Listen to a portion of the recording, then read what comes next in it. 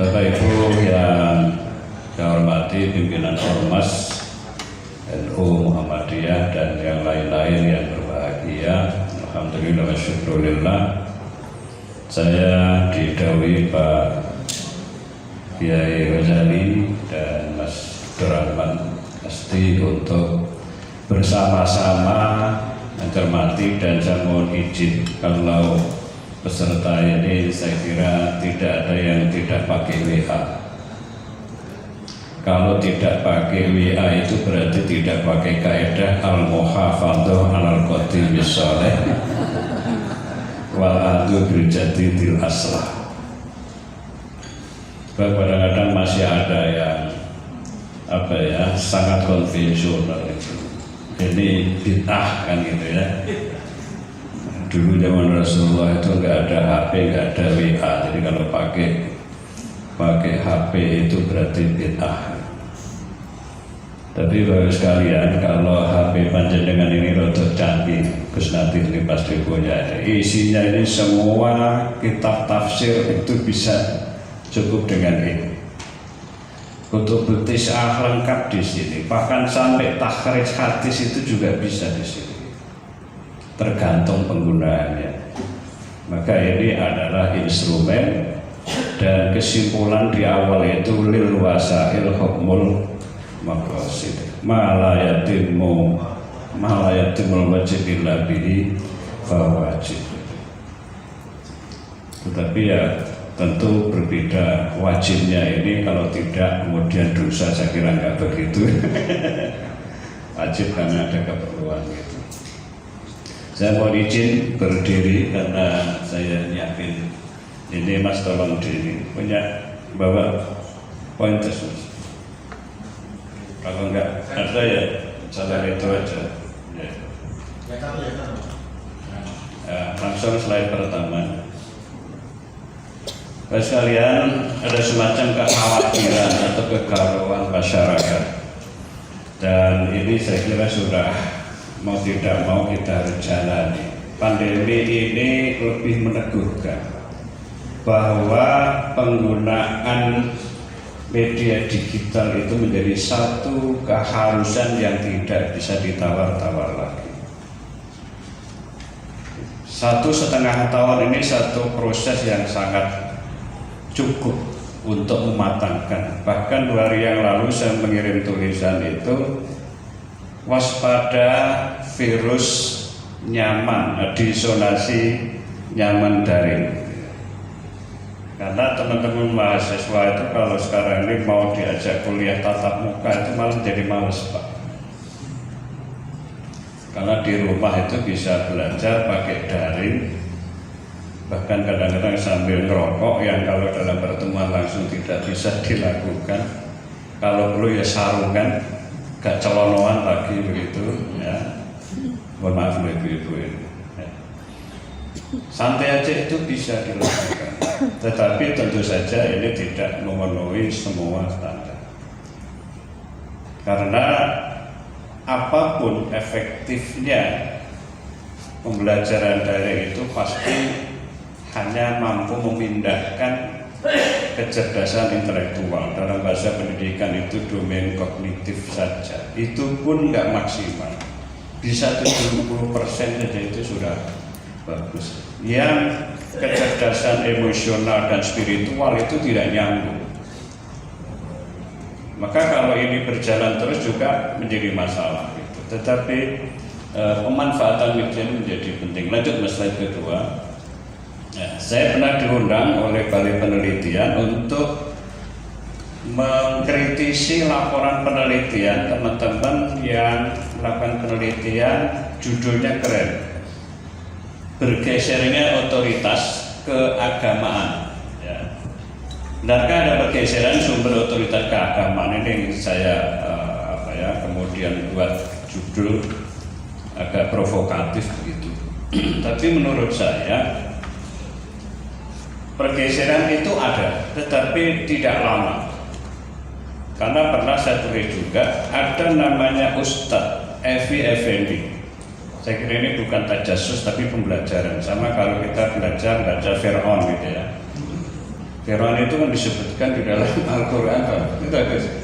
Ya, bahkan diabadikan itu hanya karena garam, tapi itu kemudian menjadi jalaran masuk Islamnya si Maurice Bucaille, ya, ilmuwan ahli anatomi Prancis, gara-gara penasaran kenapa orang yang mati ratusan tahun Al-Quran mengatakan itu diabadikan, kemudian diteliti. Bahkan jenazah Fir'aun Ramses II itu diminta dibawa ke Perancis, kemudian hasil seminar diseminarkan di Arab Saudi, itu yang saya baca sepintas, yang kemudian menjadikan dia masuk Islam. Karena informasi yang dibawa oleh Al-Quran itu secara saintifik itu luar biasa. Kenapa? Sampai bahkan posisi tangannya aja ya mengkungkung, kalau bahasa desa saya, rambutnya juga masih. Kebetulan saya sempat ziarah ke Fir'aun gitu. Dan biayanya yang mahal Pak, bayar tiketnya 2 kali, kalau sekarang mungkin sampai 1 juta nanti. Ya. Terus kalian, apakah itu betul bergeser?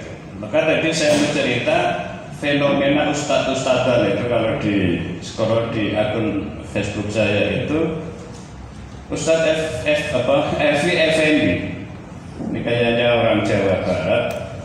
Dia satu saat di videonya itu viral, dia sedang mendektekan, mengemplakan, diikuti oleh para followernya itu ayat. Sebenarnya Twitter itu akan lebih cepat kalau mau gitu. Sebenarnya ada yang pernah ngasih ini untuk podcast itu, tapi saya belum sempat jalanin. Itu kan jadi youtuber itu kan pakai itu. Kemudian yang memberikan jempol dan nge-like tulisan tersebut, sebagian berkomentar, sebagian besar hanya membaca tanpa memberikan respon langsung. Tapi kadang-kadang kalau dia ketemu terus cerita, Pak Rafiq, saya ngikutin tulisannya gitu. Baca tapi tidak komentar ya, itu juga banyak gitu. Ada juga yang kemudian 13 orang itu men-share tulisan tersebut melalui akun pribadinya.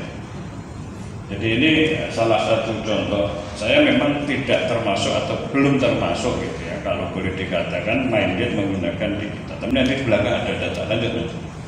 Nah ini sekalian sekedar gambaran saja, ini juga saya ngutip data penggunaan media digital di Indonesia Januari 2021. Kalau penduduk kita itu 274,9 juta, yang punya HP itu 345,3 juta. Lebih banyak HP-nya dari jumlah penduduk. Pak Kasti bawa 2, saya bawa 2, Gus Natif 3. Bahkan rata-rata 2, ibu-ibu juga begitu. Jadi ada HP untuk belanja, ada HP untuk urusan pribadi gitu ya. Kemudian berikutnya internet ya, pengguna internet 202,6 juta, lalu 170 itu yang sosial media, pengguna sosial media itu 170 juta ya. Nah, ini masih yang di gambarnya dari Kominfo ya, saya kira nanti kalau saya kira diingetin Mas. Lanjut. Data kepemilikan dan pengguna media sosial di Indonesia. Ini bulan Januari juga. Yang punya mobile phone 98,3%. Yang pakai smartphone 98,2%. Jadi kalau mobile phone itu hanya yang penting bisa kontak, tapi kalau yang smartphone itu yang sudah bisa pakai fasilitas macam-macam. Kadang-kadang ada yang pakai handphone kecil gitu, yang penting bisa telepon.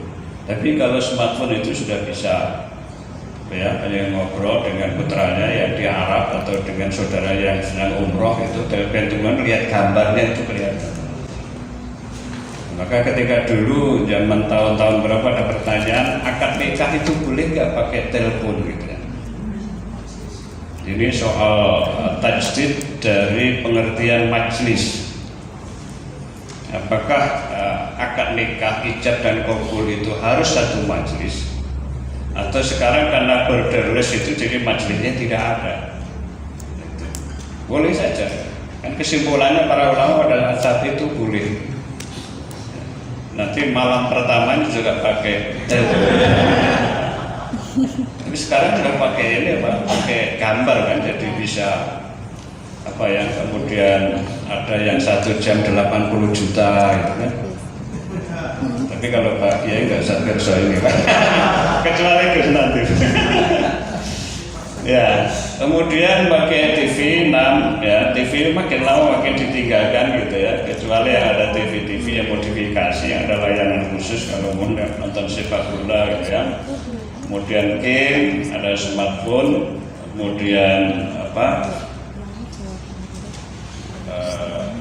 Ya, semacam radio ya, dan seterusnya. Lanjut. Nah, ini urutan penggunaan media. Yang pertama YouTube, ini yang paling banyak. Bahkan sekarang TV yang model baru, yang slim itu sudah dirancang, didesain sekaligus include dengan YouTube. Maka ini kalau punya itu, jadi agak berantem kalau punya cucu baru ya. Saya punya ya udah 4 sih cucunya, tapi yang sekarang usia masuk TK itu kalau sudah main apa YouTube di TV itu susah Pak berhentinya itu. Tetapi ya mereka harus mandiri ya. Kalau dulu awal-awal zaman ada internet itu kan ya anak-anak juga harus dibiasakan, tapi harus dikawal. Kalau enggak juga banyak secara fisik mata itu menjadi keterusan juga. Dan anak ditakut-takuti kayak gitu sudah nggak takut lagi Pak, nggak urusan. Yang kedua WhatsApp ya. Atau di bawah nanti ada angkanya ini, misalnya warnanya ini nggak bisa ada ini kemarin saya ngutip ya. Ada Instagram, kemudian Facebook, ada Facebook Messenger, kemudian ada Line, ada dan seterusnya. Lanjut. Nah, ini yang dari beberapa ulama yang minded digital, datanya seperti ini sekalian. Ada Facebook, Twitter. Di sini yang paling banyak memang Facebook, Twitter, YouTube, Instagram. Kemudian ada itu angka-angkanya nanti Bapak bisa bersani. Lanjut. Ini saya ngutip penelitiannya teman ya, Bu Zakia, ini kebetulan dia temanya agak umum gitu. Kemudian datanya juga seperti ini. Selama periode Maret dan April 2021, perbincangan seputar beberapa tokoh agama moderat terdiri dari 8.287 dan 31.386 mereka berkomentar. Twitter menjadi media paling dominan membicarakan seluruh tokoh moderat. Saya kemarin nggak sengaja, tidak ada Twitternya Bu Alisa Wahid, nulis sedikit aja, pengen miso. Mbak Alisa Wahid nulis pengen miso itu di Twitter. Masya Allah, tanggapannya luar biasa. Ya, saya nggak tahu apa. Saya cari-cari informasinya kenapa pengen miso kan gitu kan. Tapi nulis pengen miso. Yang nulis Alisa Wahid itu adalah binti Kiai Abdurrahman Wahid, top. Kemudian Mas Ulil Absor kadang-kadang sering itu ya, Pak Ganjar. Kadang-kadang presiden sendiri juga menyempatkan, nggak tahu apa nulis sendiri atau itu pakai timnya. Lanjut. Ya, ini Maret dan April Twitter juga ini trendingnya ini Gus Baha. Ya, sekarang ini betul-betul lagi top markotop Gus Baha itu. Sementara beliaunya sendiri itu kayaknya juga pernah pegang HP. Jadi santrinya, bahkan banyak juga yang kemudian numpang populer, nunut gitu.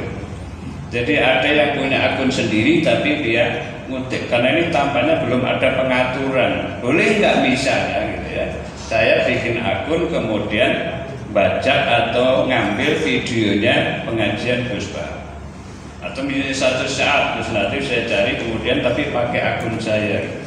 Kalau nanti follower saya itu bisa 1000 lebih, kemudian saya dapat kiriman uangnya dari YouTube, itu saya harus setor royalti pada nanti sebenarnya harusnya kan diatur itu. Dan sekarang koran pun seperti itu. Kebetulan saya diajak teman-teman ini bikin koran digital baru sekalian. Ya itu komisaris utama biar seneng gitu. Portal Pekalongan. Ya.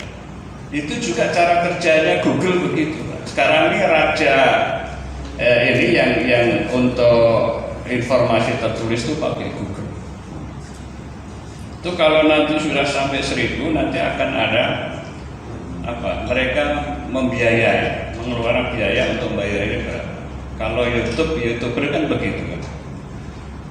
Jadi kalau sekarang ini banyak orang mencari orang yang jujur misalnya, itu orang-orang ya itu juga. Jadi kayak ya bikin sinetron, kayak bikin film itu, tapi intinya untuk yang begini maksud saya ya nanti arahnya Mas Abdurrahman Kasti yang masih muda, Komisi Dakwah nanti bisa bagaimana caranya itu Demak ini juga. Karena mohon maaf sekalian, di samping nanti akan ada data tentang situs-situs yang diindikasi radikal dan juga ada yang sudah ditutup oleh Kemenkominfo, itu juga yang lain-lain ini Pak. Sekarang ini Masya Allah, pornografi itu menjadi tidak lagi bisa efektif aturan itu. Orang bisa menyebarkan gambar segala macam yang Kemenkominfo ini kepontal-pontal itu untuk bisa membatasi. Jadi sudah kayak di pasar bebas. Itu juga bahaya kalau tidak bisa dikawal. Nah ini yang saya tidak tahu, mungkin teman-teman nanti dari Kemenkominfo itu bisa bagaimana caranya bikin password untuk anak-anak supaya tidak bisa mengakses gambar-gambarnya, tapi kayaknya susah. Karena di Facebook itu misalnya yang kalau kita buka itu kan sudah ada 4 pilihan, 5 pilihan termasuk Messenger. Tidak ada yang gambarnya kotak seperti TV, itu kalau isinya ya ada game, ada segala macam. Kemudian ada informasi-informasi yang macam-macam, itu juga bagian yang mereka itu datang 24 jam dengan frekuensi yang sangat dahsyat percepatan.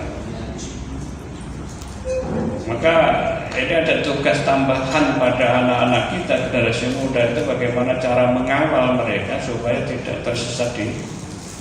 Nah sementara ini fokusnya lebih kepada soal dakwah, lalu nanti kaitannya dengan radikalisme, dan di tulisan yang tadi saya kirim menyusul itu soal kemiskinan dan anak yatim baru di Kabupaten Demak. Lanjut Mas.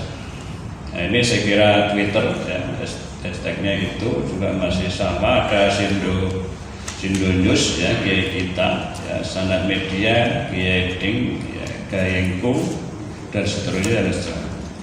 Dan ini juga seperti ini. Lanjut. Oke. Terus ini gambaran petanya seperti itu Pak. Ya, bahkan saya pernah dengar para pengedar narkoba yang dari balik jeruji besi itu, mereka tidak lagi menggunakan aplikasi komunikasi biasa, pakai Telkomsel atau pakai punyanya ini enggak, tapi pakai satelit Pak. Maka mereka nggak bisa dideteksi. Maka banyak kurir atau sipir-sipir yang di LP itu kan jadi kurir mereka. Karena ada pengakuan yang dulu sudah dieksekusi mati itu, narkoba itu semula harganya cuma murah, nggak sampai 50.000 Pak. Tapi kemudian kenapa jadi 500.000? Karena ada oknum jenderal-jenderal yang nitip di situ. Jadi itu ya Masya Allah itu. Maka susah sekali memberantas itu. Ini ada Gus Miftah menjadi topik perbincangan publik khususnya pada pertemuannya dengan Gubernur Ganjar. Dan pada konferensi pers pendapat penolakan undang-undang miras, kemudian Gus Muafik juga turut menjadi sorotan publik terkait vaksinasi terhadap beberapa tokoh lintas agama dan pertemuannya dengan Ganjar Pranowo. Gus Muafik itu dulu vaksinasinya di Masjid Agung, termasuk saya yang didatangi Pak Jokowi sama Pak Ganjar ditungguin. Ada yang disuruh sampai nunggu-nunggu lama itu ya Gus Muafik, Ali Mufis, merasa dibutuhkan, ya Ubaidillah, Sotakoh, Haris, sampai yang saat itu ditungguin oleh Pak Jokowi. Ya. Ditanya sama Pak Jokowi, sakit enggak? Saya jawabnya karena ditungguin presiden jadi nggak sakit. Menyenangkan orang kan berpahala. Lanjut. Instagram ya. Ini juga isinya Gus Bah. Jadi sekarang ini melakukannya Gus Bah mana-mana, dan termasuk yang tadi akun numpang itu banyak sekali gitu. Ya. Lanjut terus. Oke. Sekalian, pandemi dari analog ke digital. Pandemi COVID-19 ini sejak Maret 2020 sampai sekarang memaksa suka tidak suka atau mau tidak mau makin mengharuskan ulama familiar menggunakan platform digital jika ingin konten dakwahnya sampai kepada netizen. Netizen itu kan istilah ini loh. Ternyata itu kan adalah singkatan dari internet citizen, warga internet. Jadi mereka sudah punya istilah sendiri. Pembelajaran yang semula dilaksanakan secara tatap muka, suka tidak suka atau mau tidak mau harus dilaksanakan secara digital melalui piranti Zoom, Google Meet dan lain-lain atau aplikasi lain-lain. Jadi seperti ini Bapak Ibu yang mengikuti Zoom ini bisa dari mana-mana, juga disambi dari mana-mana. Jadi kalau misalnya ada yang ikut itu bisa mengikuti. Tentu sangat berbeda yang hadir secara langsung, secara fisik, karena kemudian aturannya juga berbeda. Pengalaman saya sebagai guru di kampus, Pak sekalian, itu kalau lagi Zoom, itu juga kadang-kadang kaku hati juga kalau videonya nggak dinyalain. Tapi ya nanti sambil ngancam-ngancam juga, kalau videonya nggak dinyalain nanti dianggap tidak hadir. Jadi kita ngomong aja, mereka juga ya, hanya kelihatan namanya saja. Itu juga salah satu penyakit. Itu kalau baperan gitu ya, perasaannya ke bawah itu jadi stres juga. Maka ketemu kayak begini ini pasti lebih cair, lebih membahagiakan gitu ya. Selain juga mentransfer atau transformasi ilmu itu kalau dengan kenyamanan itu kan hasilnya berbeda, keberkahannya saya kira juga berbeda. Kemudian karena tatap muka pada saat menyebarnya COVID-19 juga kuat atau Madinah akan menjadi perantara penularan COVID-19, dan pada saat-saat yang telah kita lewati bersama sempat menyebabkan tingginya angka yang terpapar termasuk yang korban COVID-19 yang boleh jadi disertai karena komorbid atau penyakit bawaan, sehingga imunitas tidak mampu mengalahkan. Bahkan sampai hari ini, tadi saya juga sempat tulis di Kabupaten Demak cuma masih ada yang dirawat. Ya, nanti akan saya sampaikan menyusul. Lanjut. Ini data agak lama, Bapak sekalian, terkait dengan radikalisme. Istilah ini memang debatable, terus menjadi perdebatan, apalagi dari kelompok mereka, ya, apalagi kalau ditambah yang pendukung Taliban. Taliban itu aslinya kan baik Pak, ya. Tolik itu kan ya santri, zamannya tulab, bulan saya ini alumni TPS 7 tahun. Iya, padahal ya kurang apa, Kiai Akhil Sirot sudah menerima kan rombongan PP gitu ya. Jadi ini kalau saya jadi ingat apa Pak, hujan emas di negeri orang itu kan lebih enak hujan batu di negeri sendiri kan gitu ya. Ya untung Amerika juga sudah minggir gitu ya, karena dipikir-pikir lama-lama ya enggak ini juga. Dulu waktu Vietnam itu saya sempat ke Vietnam itu sempat menelusuri gua-gua yang dulu disiapkan ketika perang melawan Amerika.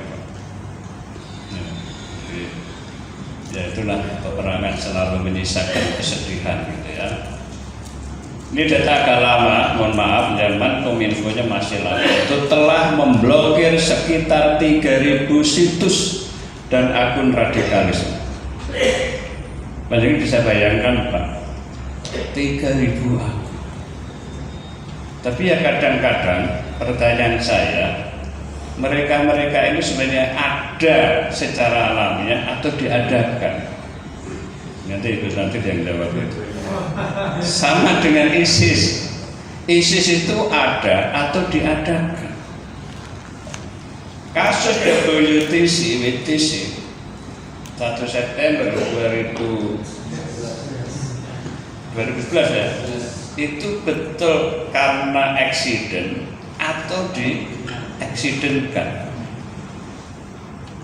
Kalau cerita Imam Syamsi sih peristiwa itu kemudian ini ya berjasa bagaimana memberikan penyadaran informasi yang clear begitu kepada ini. Kemudian tiap hari itu selalu kirim WA itu si Imam Syamsi yang di New York itu. Setelah waktu ke Amerika juga sempat ketemu di masjidnya. Tetapi kalau panjangan tulis Simon Elliot gitu, di Chrome atau di Google itu nanti munculnya Abu Bakar al-Baghdadi. Dulu mantan calon Presiden Amerika Hillary Clinton juga terang-terangan menyebutkan itu bikinannya ini, karena Simon Elliot itu didikan Mossad. Mossad itu adalah Israel. Ya kira-kira masih itu kalau di googling itu munculnya Abu Bakar al-Baghdadi. Lanjutnya, sebentar mas, lagi tadi mas. Ya, dari ribuan situs dan akun tersebut separuhnya merupakan akun media sosial seperti Facebook dan Instagram. Jadi tiap hari termasuk yang ya maaf lah kalau bahasa media itu wakabi gitu. Meskipun kalau di ADRT-nya NU itu kan ala akhiti madaibil arba. Pernah jadi sekretaris PBNU Jawa Tengah, toe gitu ya. Itu. Tetapi di dalam prakteknya ini sudah ada pergeseran Wahabi itu, dan mereka masya Allah luar biasa. Jadi di Solo itu sekarang ada kelompok yang berafiliasi pada partai politik tertentu, ada gerakan kawin muda, yang kedua gerakan poligami. Jadi mereka memang sudah didoktrin pokoknya poligami, apalagi yang sebentar lagi guru besar gitu ya.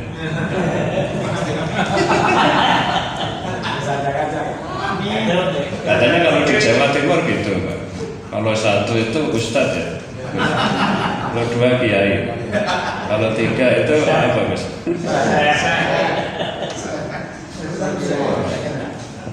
Kita lanjutkan. Media sosial merupakan sarana yang subur bagi penyebaran radikalisme, intoleransi, dan terorisme. Mereka pakai bahasa sandi gitu ya, sama dengan di sebelahnya tetangganya itu pakai bahasa Apple. Kalau ngirimin duit itu kan pakai apel Malang gitu ya, ada apel Jepang gitu.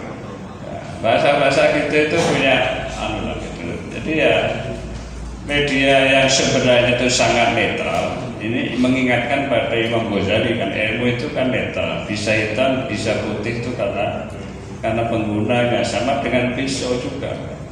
Kalau pisau itu digunakan untuk yang baik jadinya baik gitu. Ya, jadi ini yang kemudian sangat subur. Lanjut Mas. Mas sekalian, ini situs yang pernah ditutup. Bahasanya kan bahasa yang arrahmah.com ya, arrahmah.com. Arrahmah kan artinya kasih sayang. Tapi isinya masya Allah kan.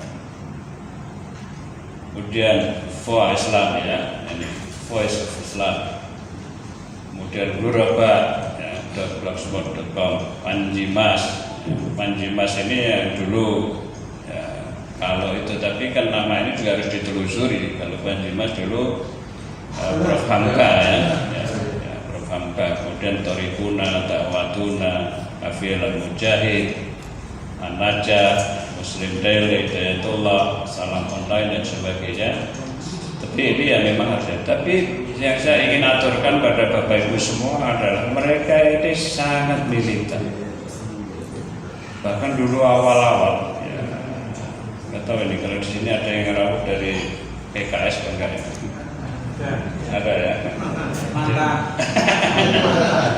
Non sewu ini awal-awal saya juga sering Pak diundang seminarnya. Kemudian kalau ini sekolah-sekolah yang pakai SDIT, SMPIT, ya, itu kan apa ya, harus kita akui itu kalau misalnya dipatenkan itu kan awalnya dari sana. Ya nanti kalau dirut afiliasinya kepada Ikhwanul Muslimin. Jadi ini yang apa ya, kita mesti harus cermat, waspada. Tapi ini saya mengutip bahwa 22 situs ini diblokir oleh Kemenkominfo, oleh BNPT. Lanjut. Pemerintah disibukkan dengan memantau situs radikal. Orang bisa berkesimpulan radikal atau tidak kan pasti harus membaca. Jadi ini menghabiskan energi. Sama kalau misalnya sampai sekarang masih ada yang bilang baca berjanji itu bid'ah, karena dulu zaman Rasulullah nggak ada. Tapi kadang-kadang Gus Bah yang melayani juga, yang begitu-begitu dilayani. Moco kitab ora kata, sama teora jelas. Tapi berkesimpulan baca berjanji aja bid'ah, baca berjanji apa ya. Bahkan kalau model-model ini yang sebelah sana lagi itu katanya baca berjanji itu dosanya lebih besar daripada berzina dengan ibunya. Wah itu kan sangat dasar. Dari mana itu? Ya. Data di atas dari 3.000 situs dan hanya 22 yang ditutup tentu masih menyisakan angka yang sangat besar. Jika situs tersebut dikelola 24 jam non-stop dan warga anak-anak muda demikian rajin mengakses, maka dapat dipastikan dapat mempengaruhi pola pikir dan kecenderungan dalam kehidupan keagamaan mereka. Jadi ini menjadi jalan terobosan bagi sekalian yang memang ini tidak mudah untuk dijawab. Kalau mereka harus datang langsung pada kiai-kiai yang hebat, kadang-kadang ketemu kiai hebat itu juga perlu strategi. Karena ini kan yang beredar, kalau mengundang Gus Bah itu yang bisa mengundang gurunya atau hanya orang-orang tertentu, jalurnya itu orang-orang tertentu, akan susah. Mungkin kalau saya ketemu karena nggak kenal itu kan jadi ya belum tentu diterima gitu ya. Tapi kalau nanti saya ngintil di belakangnya Gus Nadir ya kayak begitu kan sebenarnya konsep wasilah tuh. Tawasul ya, tawasul itu wasilah. Jadi supaya saya bisa menghadirkan ya Gus Bah atau orang-orang tertentu, Gus Mus misalnya, itu kan harus ada yang ada tawasulnya itu. Kalau mau gampang karena tidak dikenal. Ya. Berikutnya pemerintah sudah disibukkan memantau situs-situs yang demikian, maka berarti ada inefisiensi petugas pengawas di Kominfo untuk terus mengawasinya. Dalam masyarakat yang sudah dewasa secara akidah dan akademik, kehadiran situs-situs radikal boleh jadi tidak signifikan mempengaruhinya. Tapi jika pada anak-anak muda yang sedang mencari jati diri, mereka ini bisa kontraproduktif. Kebetulan non sewu ini sekedar contoh saja. Anak saya itu pernah di Gontor kelas 1 langsung kelas 3, cuman nggak kerasan lagi. Nah, pindahnya di SMA 3, di sekolah SMA 3. Ini kan harus ada ekstra tambahan. Kemudian kuliahnya di sipil Undip. Sekarang lagi di Belanda ngambil master. Itu kadang-kadang tanya, Jadi ada yang dia baca dari internet itu ada pertanyaan-pertanyaan yang ini harus dikawal. Maka setiap saat ya saya kayak guru privat itu harus nambah ini supaya nanti ketika saya sudah nggak bisa berdoa lagi itu masih ada yang doain gitu. Jadi pengaruh itu luar biasa sekali. Maka kemudian pada anak-anak saya, cucu-cucu saya ini harus di pondok. Cucu pertama lagi ikut mulai di Banat, yang lain kemudian pinginnya ya di pondok pesantren. Lanjut. Nah ini yang terakhir ya sekalian, mengakhiri pengantar ini, maka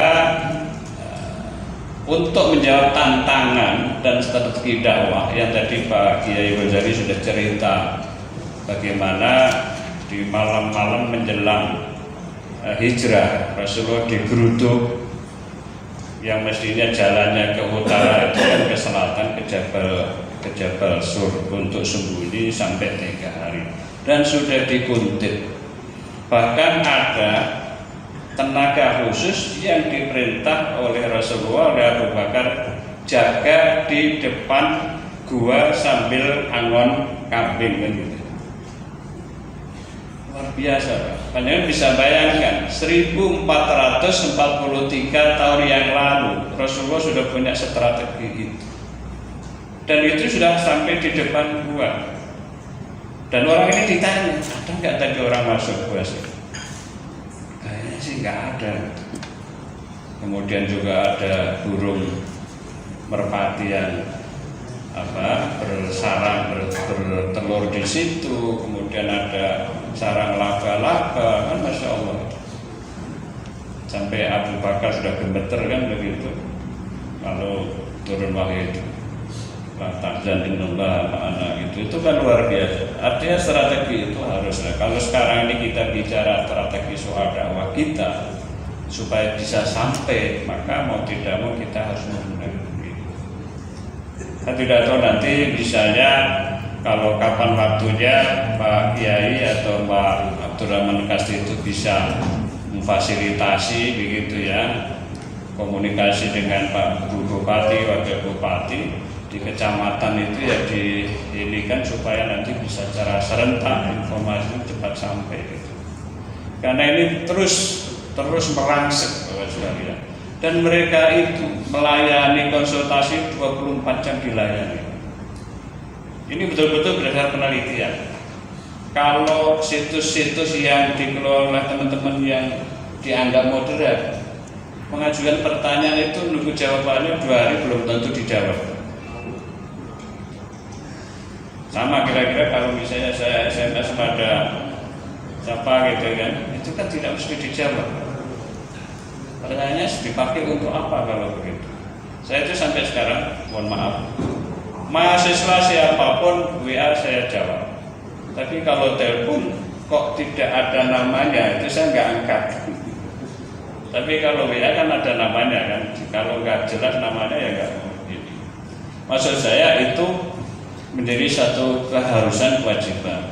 Karena itu diperlukan untuk dapat ruang digital agar konten dakwah yang tidak sejalan dengan keislaman dan keindonesiaan tidak akan mampu mengaruhi para pengguna media sosial dan digital atau para netizen. Jadi bahasa saya harus kita Guntur ya. Bukan saya. Ya, ikutnya Guntur ya. Sedikit membuka Pak non sewu Bapak Ibu semua.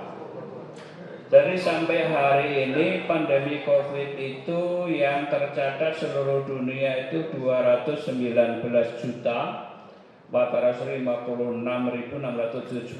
kasus dengan angka kematian 4.547.782 jiwa. Di Indonesia yang terpapar 4.100.138 dengan angka kematian 133.676, Pak. Angka sangat besar itu. Saya ingat dulu waktu bikin tausiah MUI Jawa Tengah Gus dimarah-marahin sama Gus Najib. Apa itu yang di Jawa Tengah itu? Gendeng. Ya. Kemudian angka kematian di Indonesia ya 133.676 jiwa, Pak. Ini data yang tercatat, yang tidak tercatat mungkin lebih banyak lagi. Ya. Di Jawa Tengah masih ada 7.712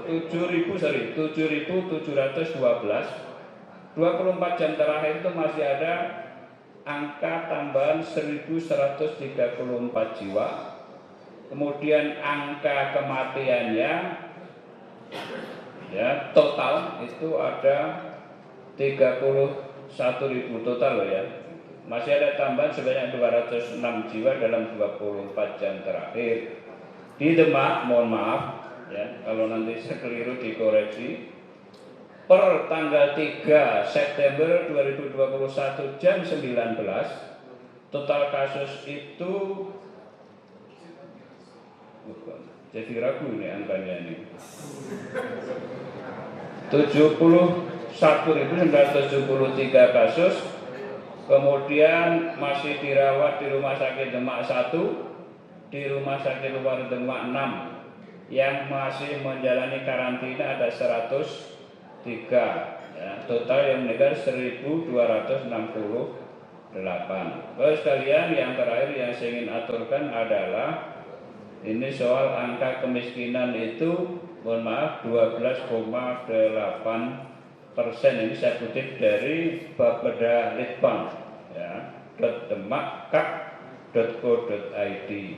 Kenapa ini saya aturkan, Bapak sekalian? Ini angka yang saya kira sangat ya krusial, problematis, tapi ini harus diupayakan penyelesaiannya. Ya, rekomendasinya tentu Pemkab dan juga Basnas. Saya kira di sini banyak pengurus Basnas yang hadir itu bisa menyelesaikan. Karena apa? Ya, kalau meminjam teori piramidanya Abraham Maslow itu kan kebutuhan dasar itu nggak bisa ini, apalagi di sini banyak pejabat, mantan pejabat juga di DPRD. Saya kira ini yang akan menentukan para kiai supaya mereka ini tidak tergoda oleh yang lain-lain gitu. Karena kata Ali itu kan, kalau kamu ingin orang itu mengikutimu, ya kasih aja sesuatu. Maka pendekatan apa jihad maliyah ini yang luar biasa. Maka dia dalam ayat itu wajah itu biha amwalikum itu didahulukan. Terima kasih, mohon maaf, mudah-mudahan ini menjadi apa ya gugahan dan tanggung jawab kita semua, sehingga dakwah kita masih terus bisa berlanjut dan direspon secara baik oleh masyarakat. Mohon maaf kalau agak panjang, Gus. Assalamualaikum warahmatullahi wabarakatuh. Waalaikumsalam warahmatullahi wabarakatuh.